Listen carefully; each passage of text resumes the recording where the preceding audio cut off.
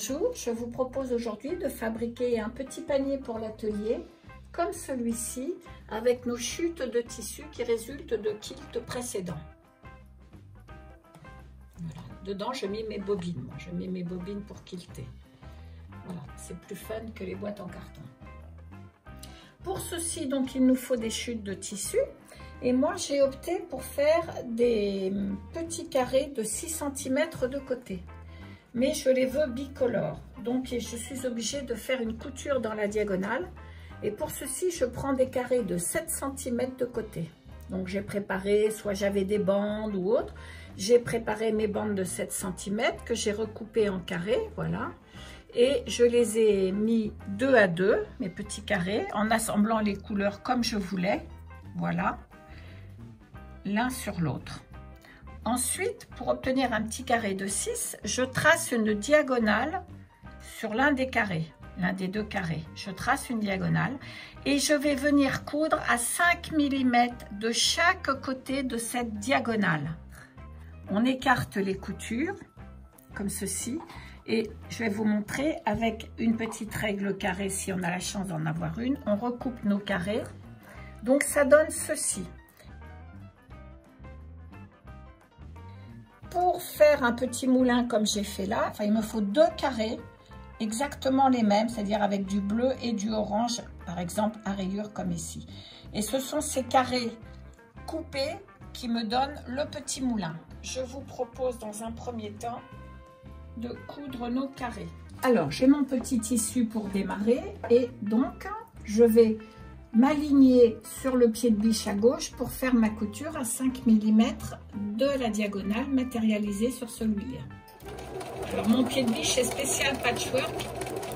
Une largeur jusqu'à l'aiguille du milieu me donne automatiquement 5 mm. Donc c'est très pratique pour ce genre de travail. Et j'enchaîne mes coutures. Vous voyez, mon pied de biche entraîne le tissu. Je ne suis pas obligée de recouper systématiquement et de perdre du fil à chaque couture.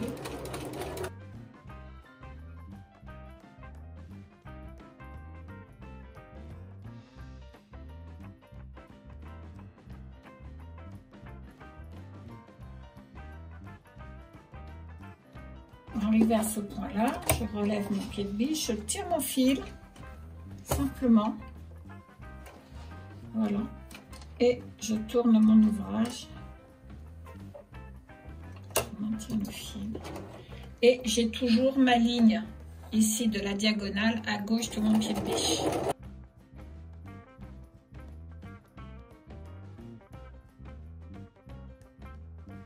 Et maintenant je libère mes petits carrés.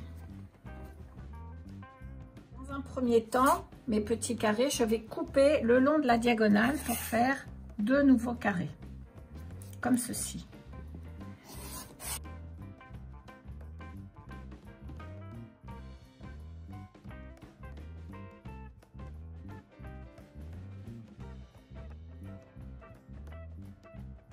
Une fois qu'on a fait ceci, au niveau de la couture, sur les 2 angles, sans couper la couture, j'escamote mes petits triangles, de façon à ce que quand je vais les ouvrir, cela me fasse bien des carrés sans avoir trop de choses qui dépassent. Et on les prend, déjà, on repousse avec le doigt. Vous voyez, quand on a coupé un peu déjà de chaque côté, ça nous donne déjà la forme du carré. Et c'est vrai que d'ouvrir les coutures au doigt, c'est plus facile après pour les presser parce qu'il ne faut pas repasser avec le fer, mais il faut presser.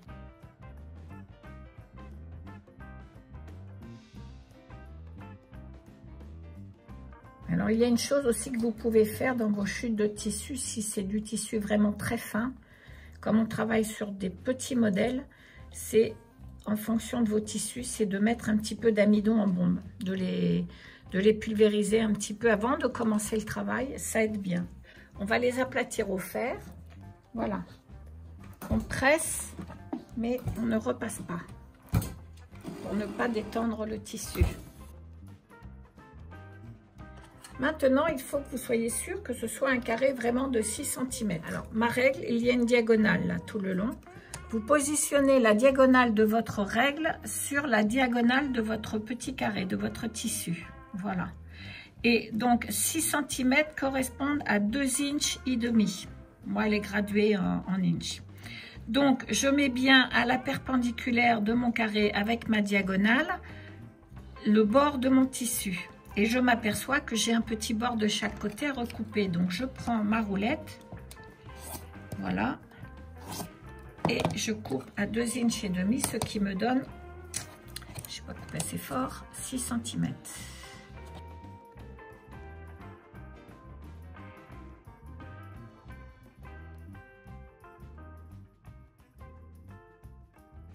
Une fois que j'ai fait tous mes carrés, ça me donne ceci. J'avais envie de faire un petit moulin. Donc pour faire un petit moulin, il vous faut 2 carrés au départ identiques.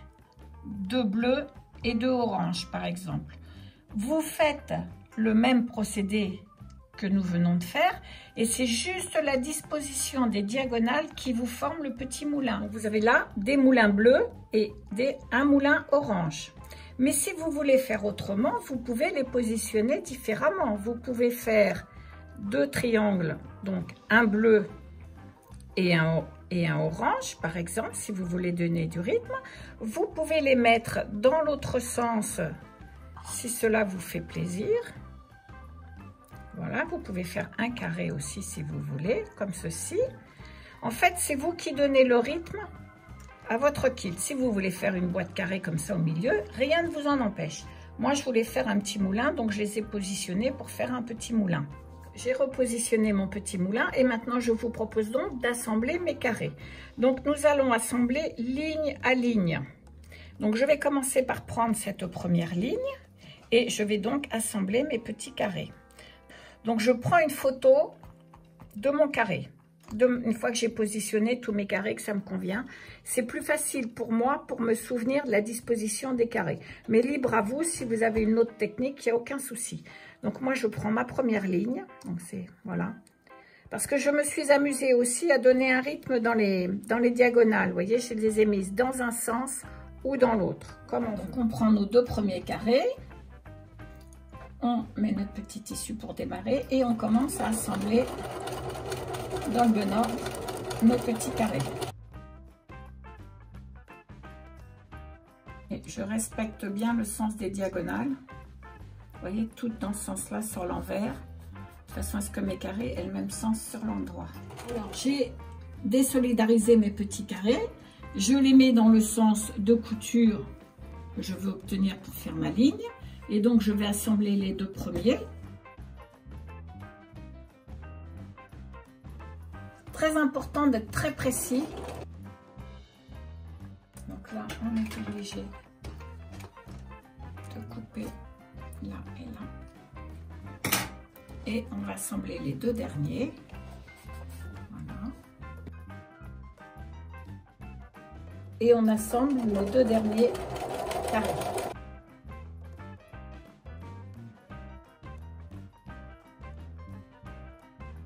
Notre première ligne est ainsi faite. Nous allons passer à la seconde. Donc, je prends mes petits carrés de la 2e ligne en respectant bien l'ordre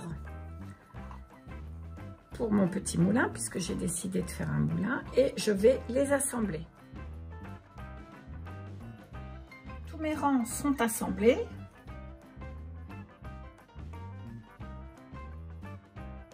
Mes 4 rangs donc sont assemblés. Maintenant, on va les assembler 2 à 2. Et ensuite, on assemblera au milieu. Donc, dans un premier temps, on peut commencer par ces 2-là. On retourne nos rangs endroit contre endroit. On va bien superposer au niveau des coutures. Donc, pour commencer, j'épingle au bord ici mon tissu. Je tends un peu, voilà. L'intérêt d'avoir des coutures ouvertes, ça nous aide à trouver le milieu de nos coutures. Et ça rentre, vous voyez, mon épingle, elle est bien dedans, donc ma couture, mon aiguille va bien venir dessus et je n'aurai pas de décalage. Et on fait ceci tout le rang.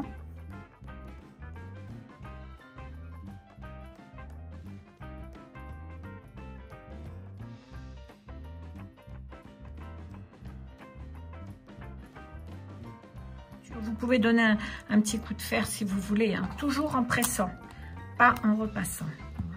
Mon petit tissu et je commence à piquer à 5 mm. En tendant mon tissu toujours. Hein.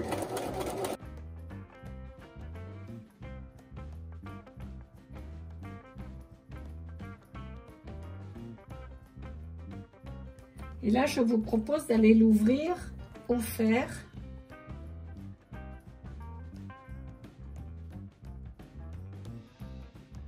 Et maintenant, on ouvre.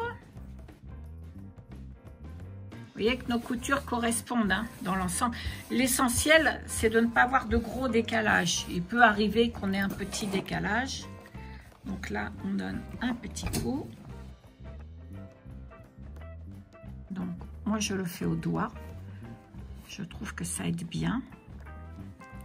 Ça nous permet d'appuyer surtout aux jonctions ici. Nous allons passer aux 2 rangs suivants. Je prends mes 2 rangs, je les mets l'un contre l'autre.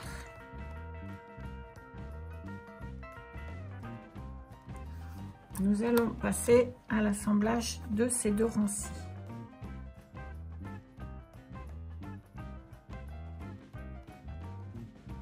On va passer au fer pour bien presser nos coutures avant l'assemblage des 2 blocs.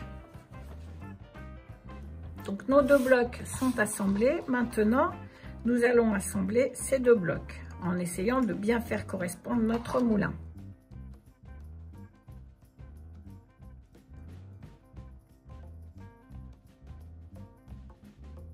Et on va procéder à cette couture.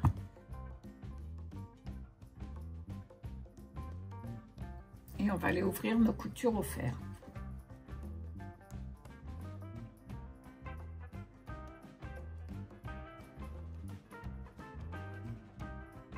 J'ai terminé mon carré. Alors j'ai un petit décalage ici, c'est dû à ce tissu qui est très extensible. Et voici mon 2e carré que j'avais préalablement terminé. Vous voyez qu'ici, j'ai mieux réussi, on va dire. Mais c'est pas grave, c'est pour un petit panier. Je vais recouper mes bords droits pour avoir exactement les mêmes dimensions. Maintenant, on va procéder, on va leur mettre de la vliseline. Alors, soit de la vliseline si vous voulez simplement que ça reste plat, soit de la vliseline molleton un petit peu, qui vous permet d'avoir un aspect molletonné sur votre patchwork. Mais pour mettre le molleton ou la vliseline, j'ai préparé aussi, donc on a dit 21,5 par 32,5. J'ai préparé 2 morceaux de tissu dans des chutes, hein, c'est uniquement des chutes, ça ne se verra pas. Donc j'ai récupéré des chutes de tissu coton et je vais découper mes chutes, voilà, à la taille de mes carrés qui vont venir s'apposer au dos de mon patchwork. Donc, on peut même faire un petit peu plus long, c'est pas grave, on coupera tout ensuite.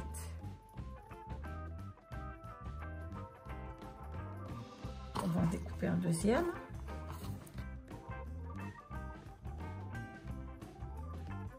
Je découpe 2 morceaux de vliseline à la dimension de mes rectangles blancs.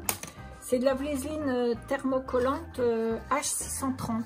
Elle est une épaisseur de 3 mm. Et pour le petit panier, c'est suffisant. Ça donne un léger matelassage. Comme vous voyez, ça fait quand même le relief sur les petits carrés.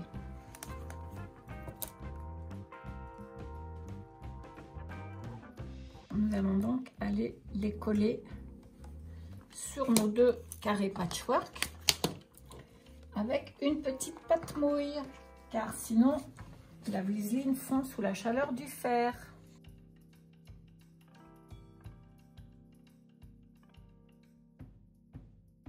Et on compte normalement jusqu'à 10 pour être sûr qu'elle adhère bien. Et on va faire ça sur les 2 surfaces de patchwork. J'en suis au deuxième. L'autre avantage de la Vliseline thermocollante, c'est qu'en fait, ça tient bien, vous voyez, sur l'envers, ça tient bien nos coutures. Donc, ça leur évite de s'effilocher. Et après, on va coudre dans les coutures, on va matelasser dans les coutures tous nos petits carrés pour donner l'effet matelassage au panier.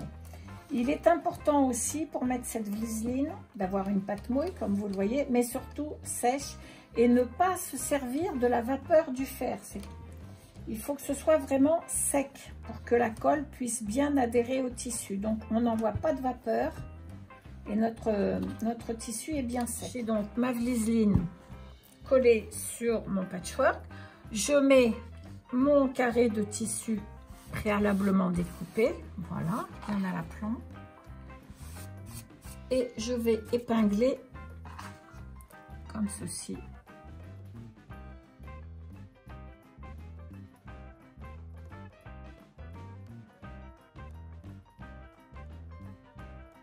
Je vous propose de coudre dans les coutures dans un sens et dans l'autre pour faire des petits carrés. Ça va les mettre en évidence. Donc on passe à la machine. Alors pour faire ceci, j'ai installé mon pied transporteur qui est le pied qui permet de faire du matelassage et de faire de la couture dans la couture et qui entraîne mes 3 épaisseurs de tissu en même temps, ce qui fait que je n'ai pas de décalage en fin de travail. Parce que souvent avec un pied presseur normal, on a toujours un tissu qui va un petit peu moins loin que l'autre. C'est du fait que le tissu du dessous est entraîné par les griffes, mais le tissu du dessus ne l'étant pas, on a souvent un décalage. Là, en fait, avec le pied presseur qui appuie comme ça à chaque fois, il entraîne le tissu du dessus et ma couture est uniforme. Je me suis fait aussi plaisir, j'ai trouvé dans les merceries du fil de couleur pour le matelassage. Donc comme c'est un petit panier pour la maison, et que ce sont des petits paniers multicolores, au lieu de prendre un fil beige ou taupe ou uni, je me suis offert une bobine de fil où le fil est déjà coloré multicolore et je vais donc matelasser mon ouvrage. Pour ceci, je descends mon aiguille dans la couture, je regarde, je descends mon pied de biche et alors on va doucement et on écarte légèrement les coutures comme ceci. Voilà, pour essayer d'être plus dans la couture. C'est l'importance d'avoir des coutures qui coïncident surtout aux intersections.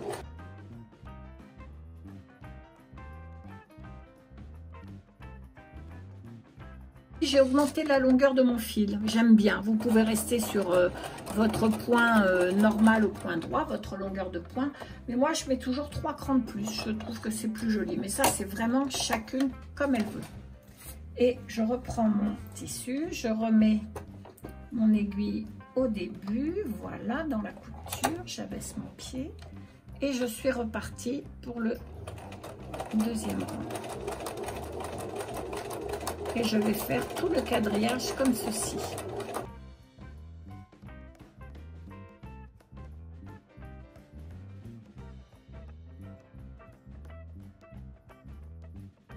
On arrive à la fin du matelassage. J'ai fait toute la largeur et toute la longueur. Maintenant, on va recouper aux dimensions exactes du quadrillage pour retirer la Vliseline qui dépasse et la doublure derrière. Et je vais vous montrer ce que donne derrière. On est obligé de mettre une petite doublure à la Vliseline parce que ça a du mal à être entraîné par la machine sinon. C'est trop duveteux. Et comme ça, ça donne en plus de la rigidité pour notre petit panier, ce qui n'est pas plus mal.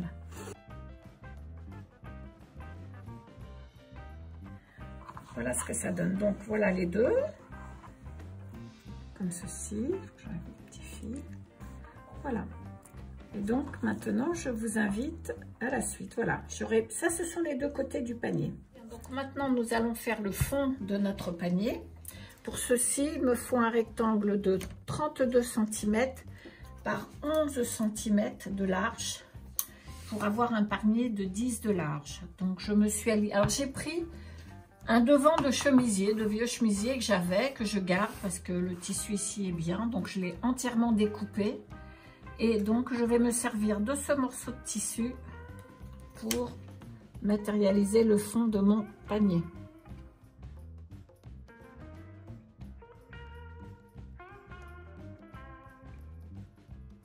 Alors, une fois que vous avez découpé votre fond, ici, on découpe un morceau, idem, de 11 cm sur 32 pour le fond.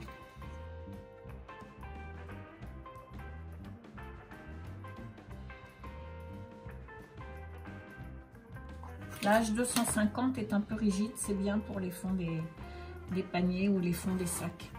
C'est ce que j'utilise là. Et donc, je vais coller la vaseline sur le fond comme ceci.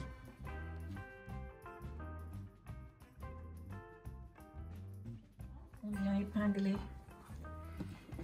endroit contre endroit sur les côtés du coussin.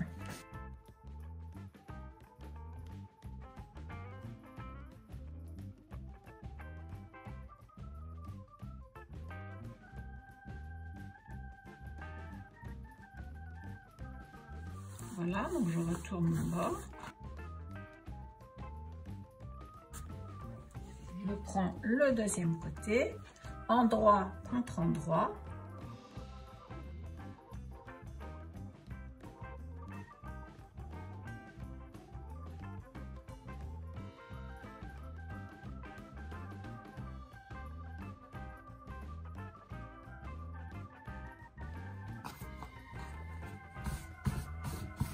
Maintenant, nous allons faire l'intérieur, la doublure de notre panier.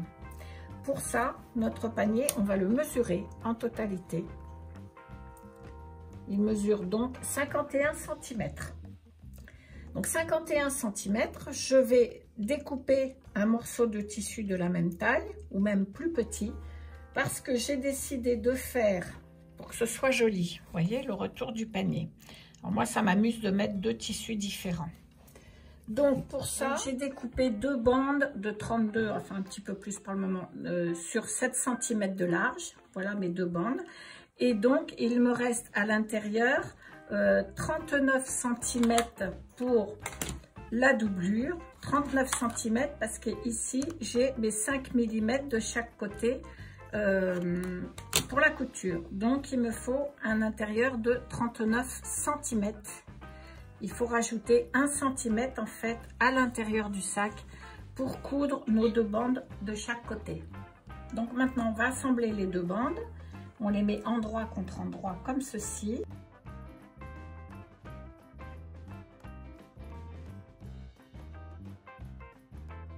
Vous pouvez mettre la même bande si vous voulez, hein. Moi, j'avais des bandes qui restaient, qui allaient parfaitement au point de vue dimension. Et je trouve que ça donne une petite note originale. Si vous faites comme moi, surtout, vous n'oubliez pas de rajouter 1 cm de couture de chaque côté. Je vous propose d'aller les coudre.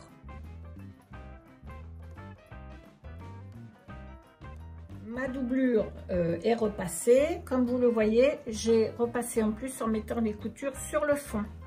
Voilà, comme ça, c'est dans le bon sens. Je vérifie avant que mon tissu corresponde bien à mon panier, ce qui est le cas. Voilà. Donc maintenant, nous allons passer à l'étape suivante qui est la couture du panier. Alors, je mets ma doublure de côté. Voilà. Pour ce qui est du panier, j'ai repassé mes bords du fond sur les côtés. Je prends mon panier, je replie mes côtés endroit contre endroit en les faisant bien correspondre. Normalement, les coutures de mon quadrillage doivent correspondre. Voilà, et je les épingle de façon à ce que ça ne bouge pas. Je vais même en mettre une en haut pour que le tissu ne bouge pas.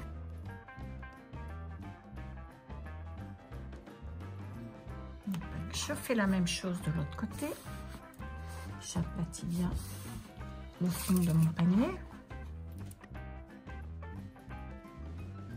Et maintenant, nous allons faire ces deux coutures. Alors, j'ai installé mon pied transporteur pour que ça entraîne bien toutes mes couches de tissu. ça sera un peu mieux. Et je couds donc à 5 mm du bord. Hein. Moi, j'ai un repère ici. Donc, mon pied transporteur va entraîner le tissu. Et je fais avant-arrière au départ.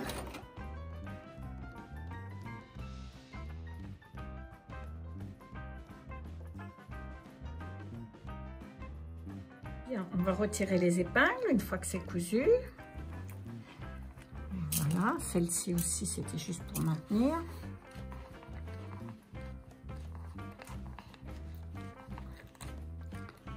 Et on va juste regarder comme ceci. Et vous voyez que nos coutures de côté correspondent bien. Vous voyez, avec le pied transporteur, ou si vous avez bien pris la peine d'épingler vos carrés, si vous avez été minutieuse, voilà. Ça va être le côté de votre sac. Pour matérialiser ce côté, je garde mon panier sur l'envers, comme ceci. Et je vais venir poser, c'est pour ça que je dis de bien appuyer ici, à la moitié du fond. Je vais venir poser ma couture sur le pli que j'ai formé sur le fond du sac. Alors, je vais vous montrer, voilà. Ma couture, donc je la pose, je positionne, je tiens ici avec ma main et je tends mon tissu pour positionner ma couture, celle-ci, sur le fond du sac ici. D'accord? Voilà. Donc ça donne à peu près ceci. On plie là, voilà. Il faut que la couture soit vraiment bien, donc on vérifie. Voilà. Et vous avez un autre point de repère ensuite. Vous pouvez prendre une petite règle. Une petite règle, hein, pas la peine pour ce genre de travail. Il faut qu'ici, votre angle fasse 90 degrés. Donc, si votre angle fait bien 90 degrés, c'est que vous avez bien positionné votre tissu. Voilà, vous voyez, comme ceci. Et là, sachant que votre fond fait 10 cm de large, vous allez venir à 5 cm. Normalement, ça fait cette couture-là. Hein, vous allez venir depuis la pointe à 5 cm. C'est ça. Ça vous fait en fait à l'aplomb de votre couture. Voilà. Et vous allez tracer une droite en vous alignant perpendiculairement à la couture du milieu. Vous mettez le 5 là et là. Voilà. Et normalement, donc, vous allez coudre ici, sur cette couture. J'ai matérialisé le premier côté, donc on va faire le second côté.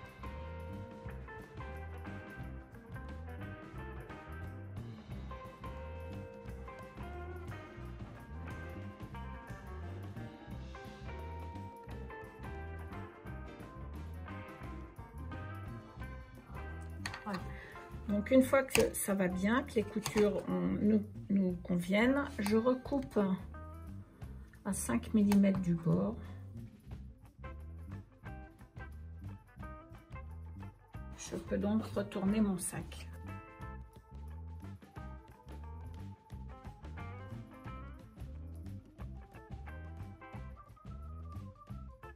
Ah, c'est notre sac extérieur qui est terminé. Et nous allons faire la même chose avec la doublure du sac. Bien, alors avec la doublure du sac, eh bien je mets mes deux côtés endroit contre endroit. Je vais mettre ici que ça ne bouge pas. J'épingle mes côtés. Ici, mes deux coutures, je les fais correspondre.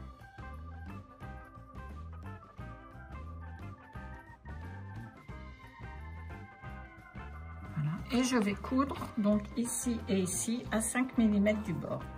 Bien, donc j'ai fait mes deux coutures, donc je fais comme tout à l'heure, j'ouvre mon tissu, mon petit sac, et je vais venir positionner la couture de côté sur la pliure du fond du sac. Ici, j'ai la pliure du fond du sac. Là, ici donc j'ai la couture de côté qui correspond bien. Je mets un doigt ici, là c'est facile, le tissu est fin et je tends et ça me positionne mon tissu. Voilà, Je vérifie par acquis de conscience que ça fasse 90 degrés. Voilà. Et donc là, à 5 cm,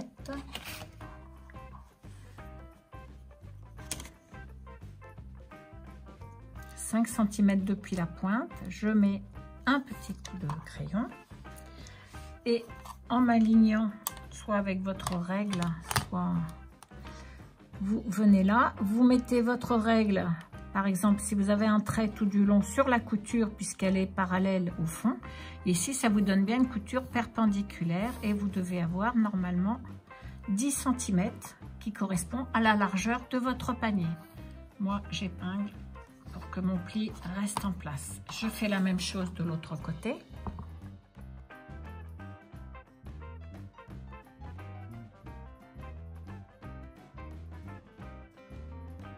Et je vais aller coudre ces deux coins. Donc je replie un petit peu comme ça pour le moment. Et avant de couper quoi que ce soit, je vais vérifier que ça correspond à mon panier. Donc, je prends mon panier et je mets ma doublure dedans. Juste pour voir si je ne me suis pas trompée.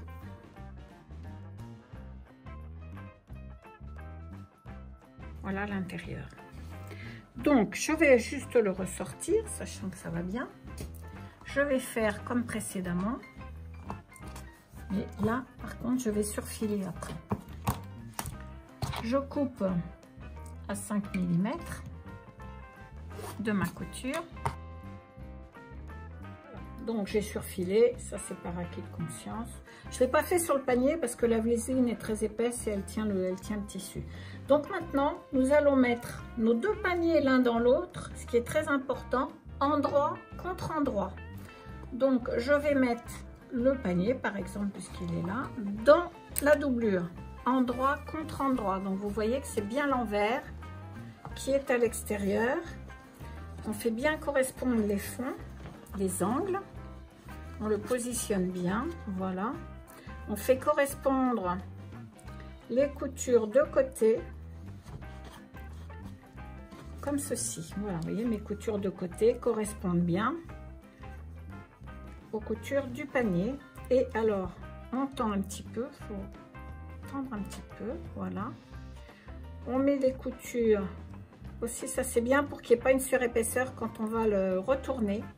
Si vous décidez de mettre vos deux coutures d'un côté de la doublure et les coutures du panier de l'autre côté, donc ça ne vous fera pas une surépaisseur à cet endroit là, car si vous mettez tout du même côté, ici ça vous fait un gros bourrelet. Donc en fait vous alternez, vous faites comme ceci, c'est pour que ce soit plus joli. Et moi j'utilise des clips qui sont bien pratiques pour maintenir mes tissus ensemble. Alors je commence par faire bien coïncider mes coutures. Donc il faut tendre un petit peu le tissu, ce qui est normal puisqu'il y en a un qui est doublé, watiné et l'autre pas.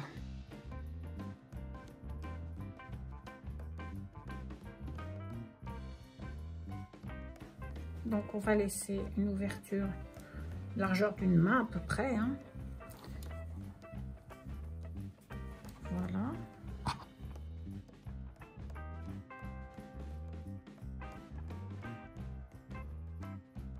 On va venir à 5 mm là faire une couture tout du long en laissant notre ouverture. Alors pour le mémoriser, moi ce que je fais, parce que je suis un peu tête de linotte, je mets une épingle. Comme ça je sais qu'ici je ne peux pas coudre, ça sera mon ouverture. Donc je vais commencer ici à 5 mm. Je vais assembler mes deux épaisseurs. Un petit point avant-arrière. Sécuriser le travail et à 5 mm tout du long.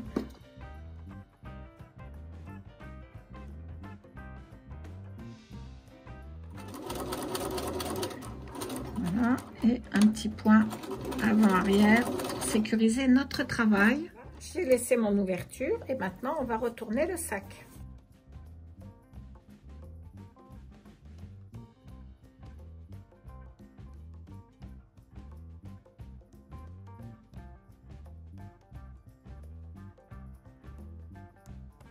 Et au fer, on va donc faire notre rentrée voilà, qui correspond à 5 mm. Et là aussi, 5 mm.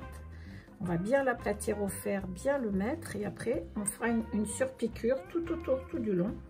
Et le panier sera terminé. Et vous voyez qu'à l'intérieur, tout correspond bien. Alors là, je tends légèrement mon tissu.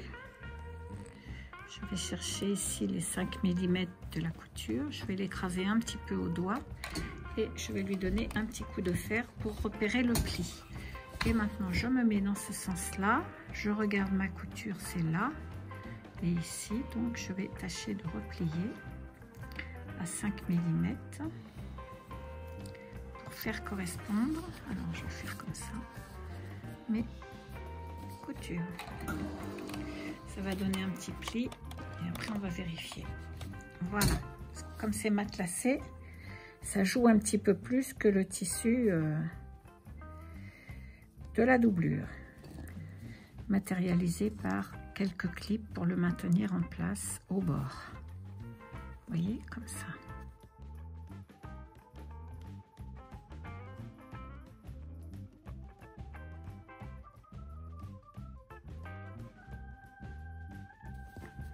Et maintenant, on va faire notre couture.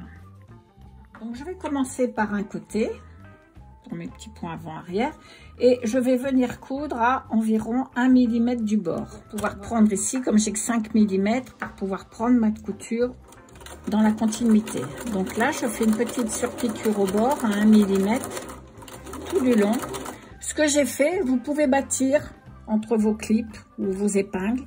Moi, j'ai mis des épingles comme ceci que je vais retirer au fur et à mesure. Mais vous pouvez aussi bâtir à cet endroit-là pour maintenir vos tissus en place. C'est une sécurité supplémentaire.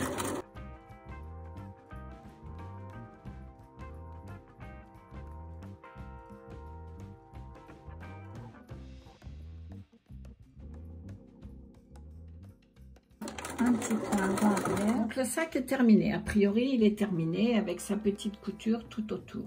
Moi, ce que j'aime bien pour rigidifier le bord, c'est faire une seconde surpiqûre à 5 mm de la première pour lui donner un petit peu plus d'aplomb. Donc, vous voyez, le petit sac est terminé. J'ai fait ma surpiqûre et je trouve que quand même, il a plus de tenue. Donc, je trouve que c'est mieux. Donc, voilà le premier côté avec le bord gris à l'intérieur. Mes côtés qui sont bien raccords. Et le second côté avec son bord blanc à l'intérieur. Voilà.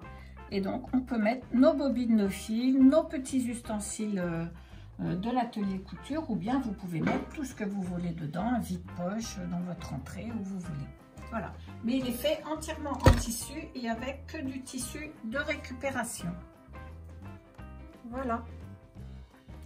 Il ne vous reste plus qu'à faire la même chose ou quelque chose s'en inspirant. Vous pouvez toujours me poster vos réalisations sur Instagram, ça me fera plaisir. Je vous souhaite une bonne journée et à vos aiguilles.